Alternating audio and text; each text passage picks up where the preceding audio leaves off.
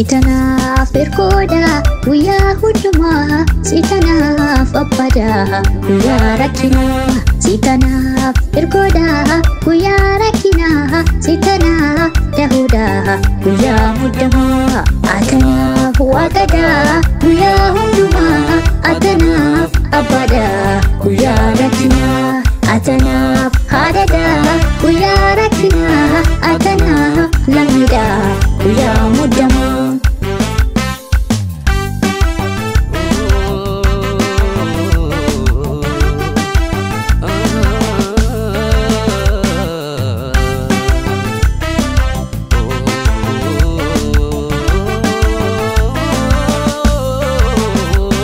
Aliyoo mijachuu yoo baatus atanaaf abbaada biyyi lafaa jeegamu yoo baatus atanaaf abbaada muddamii lafarraa mataana ukkusus atanaaf waaqada homaa tokko shakku atanaaf waaqada mutee yoo irrates atanaaf waaqada biyyi lafaa jeequmsa taasisus atanaaf waaqada otoon siidin qabu homaa hin sodaadhu otoon siidin qabu homaa tokko shakku otoon siidin qabu homaa tokko shakku otoon siidin qabu homaa tokko shakku.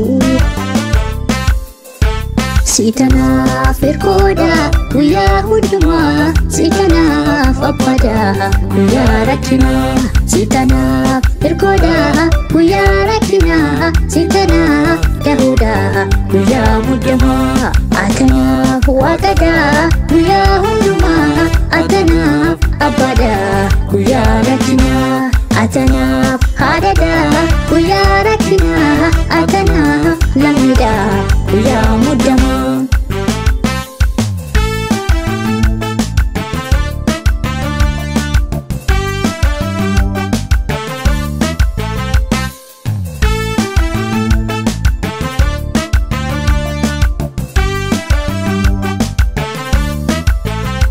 Aliyoo mijachuu yoo baatus ansirraa dambamoo gooftaa koo Yesuusii.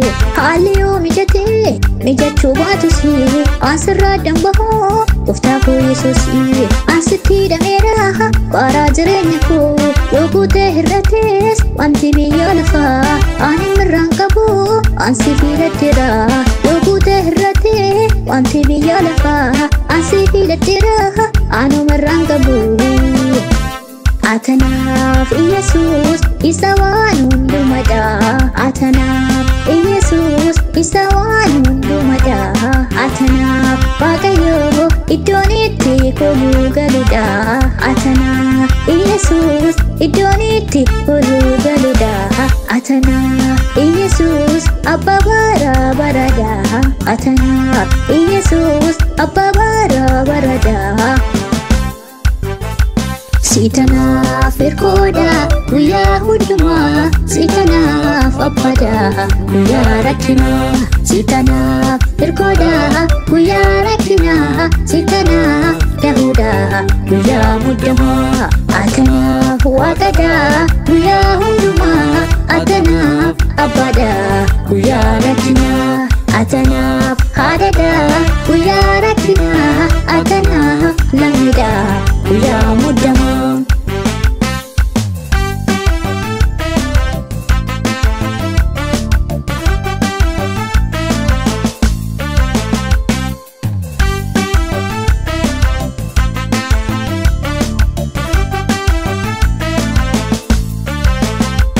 Kun irratee jedhee dhakkaasitti himamu wanti hundumtuyyuu yoo natti hir'ate kun badeera jedhee dhakkaasitti himamu wanti hundumtuyyuu yoo narratti ta'e qorumsi lafarraa amma baay'een baasuu ansi qabadheera dhakkaa kan nan ganne abbaa kunaaf ta'e qoora koo hundumaa. Sitanaaf ergooda guyyaa hundumaa sitanaaf abbaada guyyaa rakkinaa